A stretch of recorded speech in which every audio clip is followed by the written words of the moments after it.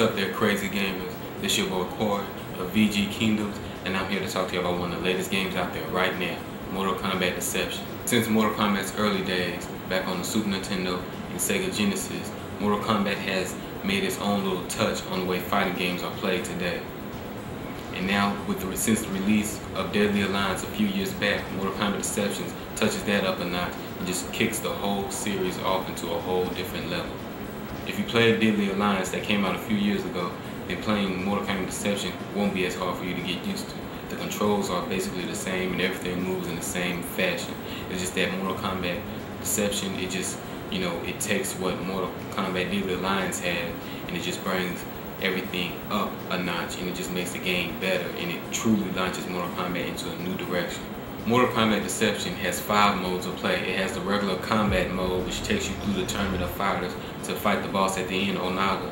There's a chess mode, which is just basically like a classic chess game, except as you run into pieces, you get to fight them or whatever to advance to take on the leader so you can get a good checkmate.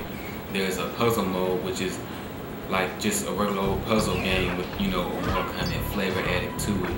Then you have the conquest mode, which is a new addition to, the whole Mortal Kombat series, because it's like an adventure mode where you span through different realms and whatnot. And then there's, if you have a PS2 or an Xbox, an online version where you can go online and play. The chess mode and the puzzle mode, those are 2 good additions to the whole Mortal Kombat thing, and it give you something else to play outside of the conquest mode and outside of the combat mode.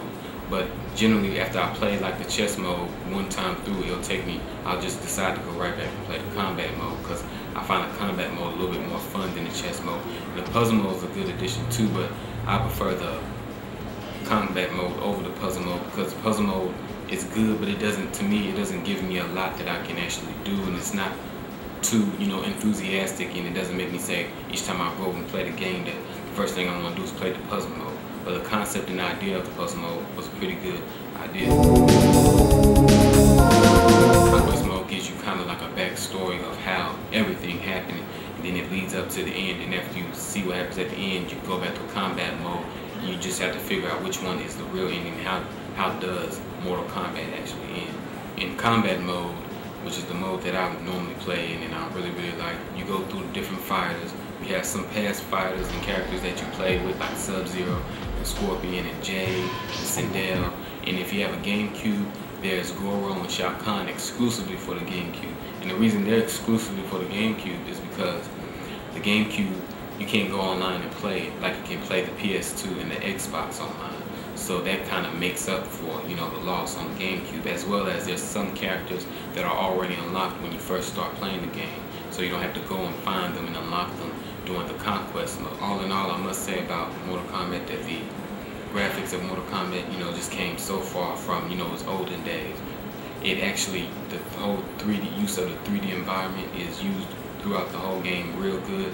And in this Mortal Kombat, there's even what I like to say interactive environments, to where you may be fighting on one level and you can knock your opponent down to another level, or you may be, up on a roof like doing the pit levels in past Mortal Kombat, you can knock them down and they'll fall to another level, and then you have to knock them down off that level, so they'll fall into the spikes or into whatever there's down there. And also in this Mortal Kombat, you also get to use weapons, just like you could in Deadly Alliance, and the weapons are, of course, always a good addition to Mortal Kombat, and it gives it much more of a fighting, style, and it gives the game, to me, it gives the game more, to offer as far as just regular punches and kicks and special moves. One thing that's pretty good about Mortal Kombat Deception is that as you collect the coins through either of the 5 modes, you'll be able to not only unlock them in the crypt or whatever, but if you're playing a 2-player mode, you'll be able to stake a certain amount of coins while you're playing another person. Then if you win, you take their coins, or vice versa, or how it works. So basically all I can say is that if you're a Mortal Kombat fan, or if you're just a regular hardcore fighting game fan, then you need to go and pick up Mortal Kombat Deceptions right now.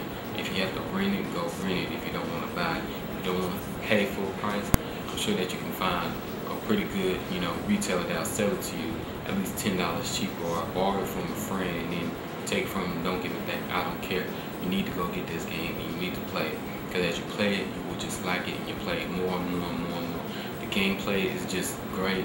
It's pretty challenging. It'll have you sitting in front of the TV for a while. You'll get mad at it. You throw your controller down. You huff and puff. You do all that. But when you do all of that, to me, that's what makes the game real good, because then that means the people who made the game, who did their job to make it to where it's challenging and it'll take you a while to beat it.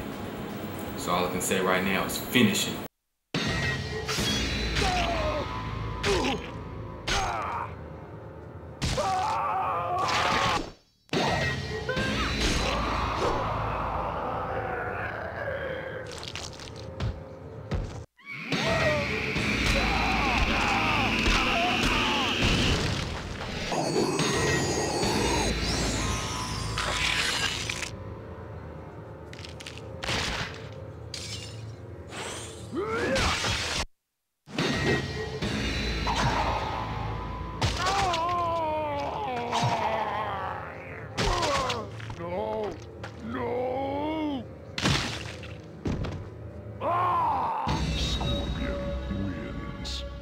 Fatality.